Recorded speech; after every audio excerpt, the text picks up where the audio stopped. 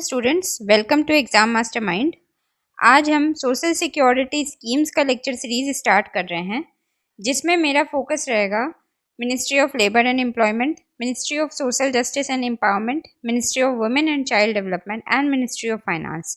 जो भी मैं आपको स्कीम्स बताऊंगी उसमें मेरा ज़्यादातर फोकस इन मिनिस्ट्रीज़ के स्कीम्स के ऊपर रहेगा। मैं आपको अदर मिनिस्ट्रीज़ के भी इंपॉर्टेंट स्कीम्स मैं बता दूंगी। मेरी कोशिश ये रहेगी कि मैं इस लेक्चर सीरीज़ को विद इन 2 वीक्स कंप्लीट कर पाऊँ, सो दैट कि आपको ये आने वाले एग्जाम यूपीएससी ईपीएफओ में हेल्प हो पाए। तो आइए हम इस लेक्चर सीरीज़ को स्टार्ट करते हैं। जो सबसे पहली स्कीम हम कवर करेंगे वो ministry of labour and employment के अंदर आती है, जिसका नाम है प्रधानमंत्री श्रम योगी मानधन योजना। ये स्कीम प्रधानमंत्री मोदी जी ने गुजरात में 2019 में लॉन्च करी थी। ये वर्ल्ड की सबसे लार्जेस्ट पेंशन की स्कीम है। इस स्कीम का ऑब्जेक्टिव क्या है? इस स्कीम का ऑब्जेक्टिव है ओल्ड एज प्रोटेक्शन प्रोवाइड कराना और सोशल सिक्योरिटी प्रोवाइड कराना। क्या प्रोवाइड कराना? Old age protection and social security to whom? To unorganised workers of the society. Organised workers और अनऑर्गेनाइज्ड वर्कर्स से हम क्या समझते हैं? ऑर्गेनाइज्ड वर्कर्स में वो आते हैं जिनको ऑलरेडी ईपीएफओ से पीएफ, ईएसआई की बेनिफिट्स या एनपीएस की कुछ भी बेनिफिट्स मिल रही है, जैसे कि जो आईटी सेक्टर में काम करने वाले लोग हैं उनको ईपीएफओ से बेनिफिट ऑलरेडी मिल रही है, पीएफ मिल रहा है, पेंशन मिल रहा है, तो वो ऑर्गेनाइज सेक्टर के वर्कर्स कहलाते हैं। अनऑर्गेनाइज सेक्टर्स में क्या आ गए? जैसे street vendors, rickshaw pullers, agricultural workers, construction workers, जिनको किसी भी तरह की सोशल सिक्योरिटी नहीं दी जा रही है। तो गवर्नमेंट ने ऐसे लोगों को बेनिफिट करने के लिए ये स्कीम लॉन्च किया है, जिसका नाम है प्रधानमंत्री श्रम योगी मानधन योजना। आइए अब समझते हैं कि इसकी एलिजिबिलिटी क्राइटेरिया क्या है। प्रधानमंत्री श्रम योगी मानधन योजना के अंदर कवर होने के लिए आपको सबसे पहले तो सबसे इंपॉर्टेंट एलिजिबिलिटी क्राइटेरिया है कि अनऑर्गेनाइज वर्कर्स होने चाहिए। दूसरा क्या है? उनकी जो एज है वो 18 to 40 ईयर्स के बीच में लाई करनी चाहिए। अनदर सबसे इंपॉर्टेंट थिंग है इसमें कि जो आपकी मंथली इनकम होगी, जो भी अनऑर्गेनाइज वर्कर्स होंगे उनकी जो मंथली इनकम होगी वो मैक्सिमम टू मैक्सिमम 15,000 या फिर उससे कम होनी चाहिए। अगर आपकी इनकम 15,000 से ज़्यादा है तो आप इस स्कीम के अंदर इनरोल नहीं कर सकते हो।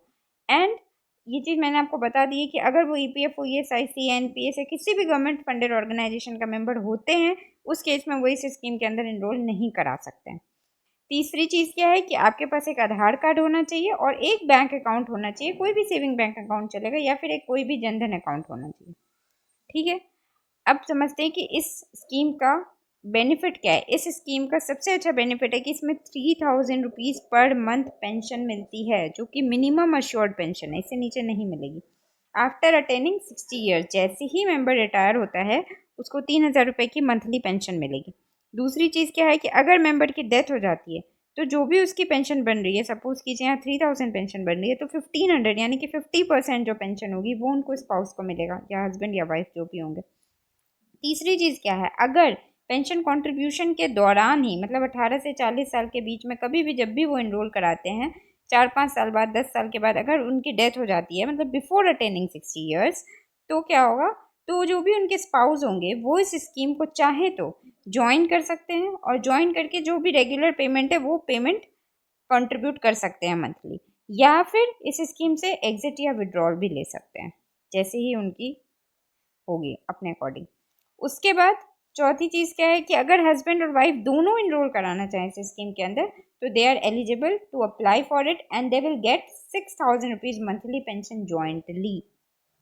तो आई होप कि आपको ये योजना अच्छे से समझ आई होगी। इसमें सबसे इम्पोर्टेंट ऑब्जेक्टिव क्या है इसमें कि ये ओल्ड एज प्रोटेक्शन देती है। ठीक है, ये सबसे बड़ी वर्ल्ड की लार्जेस्ट पेंशन स्कीम है और ये स्कीम अनऑर्गेनाइज्ड वर्कर्स के लिए सबसे पहली चीज़। दूसरी चीज़ क्या है? 18 से 40 साल उनकी एज होनी चाहिए। ईपीएफओ, ईएसआईसी किसी से भी कवरेज नहीं होनी चाहिए।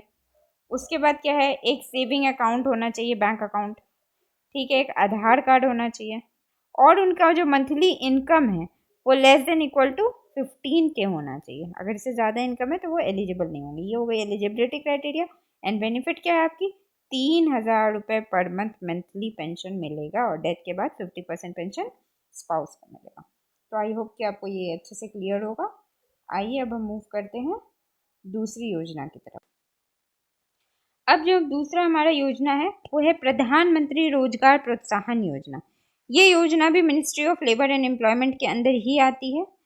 इस योजना का ऑब्जेक्टिव क्या है? इस योजना का ऑब्जेक्टिव ये है कि ज़्यादा से ज़्यादा एम्प्लॉयमेंट जनरेशन, ठीक है, सरकार के द्वारा ये कोशिश की गई है इस योजना के तहत कि ज़्यादा से ज़्यादा एम्प्लॉयमेंट जनरेट हो सके। कैसे? ये सबसे पहले किसके लिए? ये ऑर्गेनाइज्ड सेक्टर के एम्प्लॉय के लिए।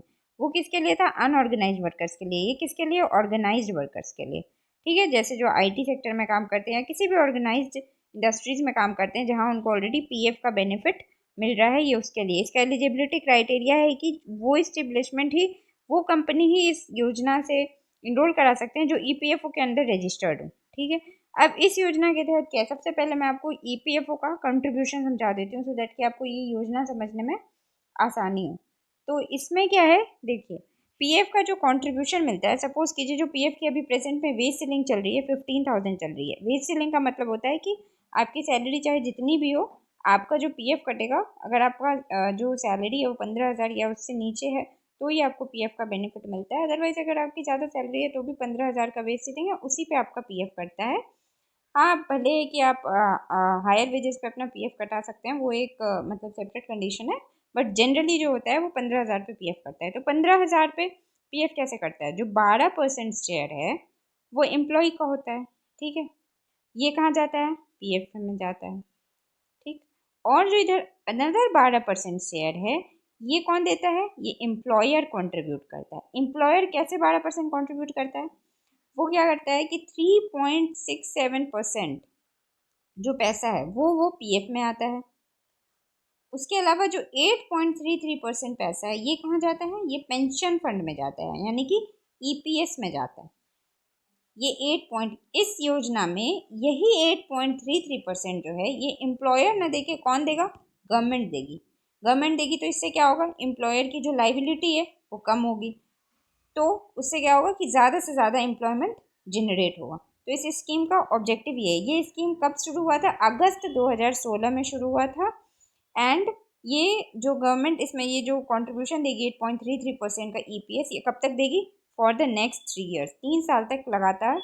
वो जो है, जो भी नए एम्प्लॉय होंगे और जो एलिजिबल होंगे इस स्कीम के अंदर, उनको 3 साल तक 8.33% का जो कंट्रीब्यूशन है वो एम्प्लॉयर को नहीं देना होगा, वो सरकार देगी, ठीक है। दूसरी चीज़, एलिजिबिलिटी क्राइटेरिया मैंने आपको बता दिया कि ईपीएफओ के अंदर कंपनी रजिस्टर होनी चाहिए, उस कंपनी का एक लेबर आइडेंटिफिकेशन नंबर होना चाहिए, जो कि उनको कहाँ पे अलॉट होता है? श्रम सुविधा पोर्टल के अंदर। श्रम सुविधा पोर्टल एक ministry of labour and employment का पोर्टल है, जिसमें कंपनी के ऑनलाइन इंस्पेक्शंस डाले जाते हैं, जहाँ पे ईपीएफओ में जो इन्फोर्समेंट ऑफिसर होते हैं वो उसी एसएसपी पोर्टल में जो भी कंपनी के इंस्पेक्शन उसमें डाले जाते हैं, उसी उसी अकॉर्डिंग अपना इंस्पेक्शन करते हैं और उसमें रिपोर्ट अपलोड करते हैं। तो हर कंपनी का एक यूनिक लेबर आइडेंटिफिकेशन नंबर होता है उनके आइडेंटिफिकेशन के लिए, ठीक है। अब इस योजना का बेनिफिट मैंने आपको बता दिया कि ये ऑर्गेनाइज सेक्टर ऑफ वर्कर्स के लिए है, और इसका ऑब्जेक्टिव है to incentivise to increase the employment base of workers in the establishment. Company में ज़्यादा से ज़्यादा क्या हो? एम्प्लॉयमेंट जनरेशन हो, ठीक है।